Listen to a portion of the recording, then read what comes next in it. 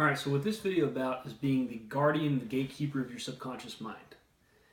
Now, I got my first glimpse of what this was. I didn't know that it was called that. Napoleon Hill, writer of Think and Grow Rich, he mentions this a lot in his writing. But what guarding your subconscious mind means is that, well, let me just give you an example. When I was a kid, okay, though my mom had every good intention, there are many times where she would make mistakes.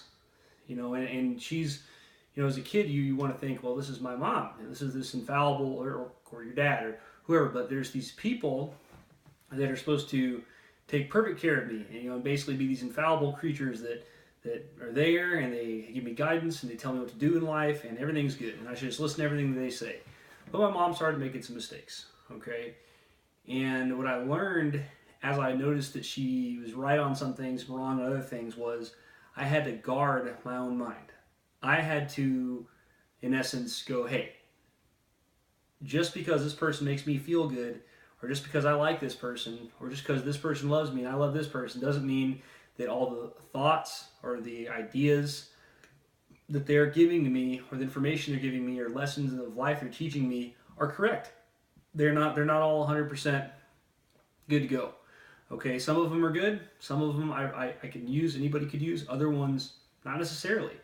So whenever you're out there, you're listening to a boss, or you're listening to your parents, or you're listening to your friends, I'm not saying don't listen to what they have to say, but be the guardian of your subconscious mind. The realization that certain people that were supposed to be like these people that were just basically everything they said was supposed to be, I was supposed to take like the word of God.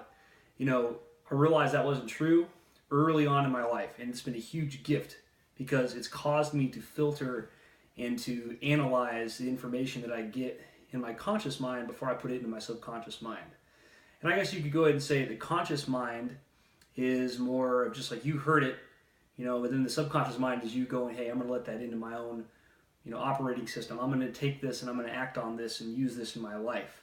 So there should be, some deliberation, kind of like a court. You should hold court on anything that's about to come into your brain that you're going to start operating your life off of. This is very important. I remember one time I was in the Army. I had this guy, cared about me, good guy. I was helping him move, and he was getting to go to another duty station. And he said, Cody, just stay in the Army no matter what. Even if you hate your job, if you hate your job and you're not about your job, just stay in the Army for 20 years. That way you can get your retirement and you'll be safe. Okay? That's literally trading. If I would have followed his advice and I wouldn't have guarded my subconscious mind, I would have just maybe I wouldn't have, but what if I just heard him say, Cody, stay in the military for 20 years, even if you hate your job, and then get out, and that way you'll know that you have your retirement and you'll be safe. What if I did that? I'm literally trading all my years of youth and vitality and power and strength for like $2,100 a month. Okay, now some people that's okay. I would hope that you're not one of those people. I would hope that you want the very, very most in life. I hope that you want to get extremely abundant and wealthy, so that way you're empowered to take the best, or even better care of your family, or better care of yourself, and you're able to go travel and do all the things that you want to do. I hope that's your goal. But $2,100 a month, and you're trading your whole youth and all of your great years, your younger years, as far as being younger, for that, it just doesn't make sense to me. And I'll tell you, if I would have followed his advice, I'd still be in the Army today. I never would have found my strength zone. Okay, I never would have gotten out and started talking to people and helping people, getting into sales, doing all these other things that draw upon my great skill of speaking and talking to people.